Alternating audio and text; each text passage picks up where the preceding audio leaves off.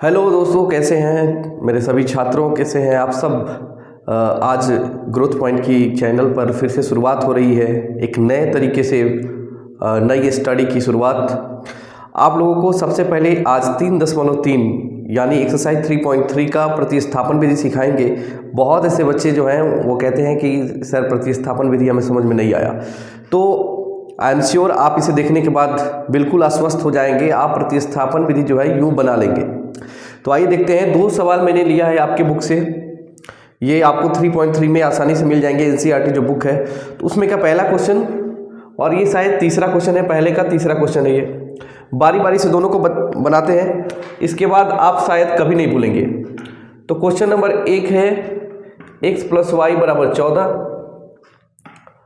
और x - y = 4। इसे हम मान लेंगे समीकरण 1 और 2। आपकी मर्जी, आप समीकरण 1 से बनाएं या समीकरण 2 से बनाएं, किसी से भी बनाएं, आंसर वही आने वाला है। तो ये हो गया हमारा समीकरण 1 और ये हो गया समीकरण 2। आइए देखते हैं समीकरण 1 से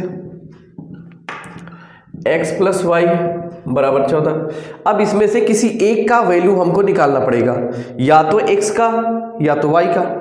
तो हमने x का वैल्यू निकाला, तो x का वैल्यू निकालने के लिए y उधर लेके जाएंगे, तो x = 14 - y हो जाएगा।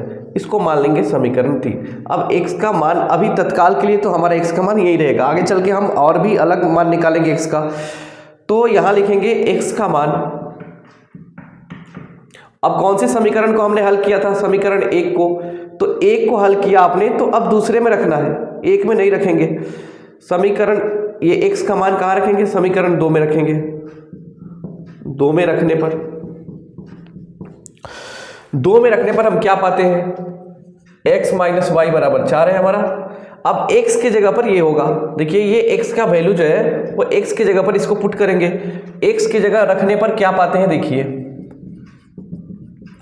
ये हो गया, ये जो आप देख रहे हैं 14 - y = 4। इन दोनों का चिन्ह एक ही है, सेम साइन है, तो ये दोनों प्लस होंगे।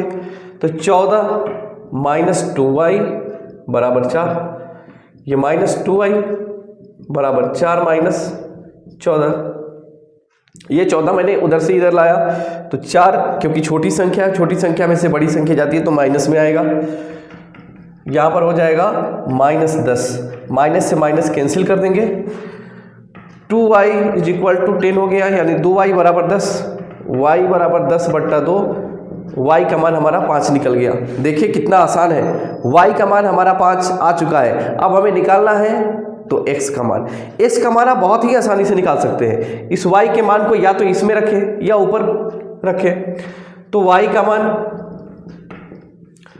समीकरण 3 में रखने पर, समीकरण 3 हमारा ये है। अगर इसे हटा दें तो आप स्पष्ट रूप से देख सकते हैं x = 14 - y, यही तो है हमारा समीकरण 3। देखिए इसे इक्वेशन 3 है ये। तो इसमें y का मान कितना आया था? 5 आया था। तो x = 14 - 5, अर्थात x बराबर हमारा कितना आ गया? 9 आ गया। तो दोनों आंसर अब हमें प्राप्त हो चुके हैं। पहला हमें y निकालना था, जो y के रूप में हमें y = 5 मिला था यहाँ, ये y = 5, और दूसरा हमें x = 9। तो यही आंसर होगा, x = 9 और y = 5। पहले क्वेश्चन में किसी को दिक्कत हो तो कमेंट में हमें जरूर बताइएगा। अब चलते हैं हम इस क्वेश्चन पर, इसे नोट कर लीजिए।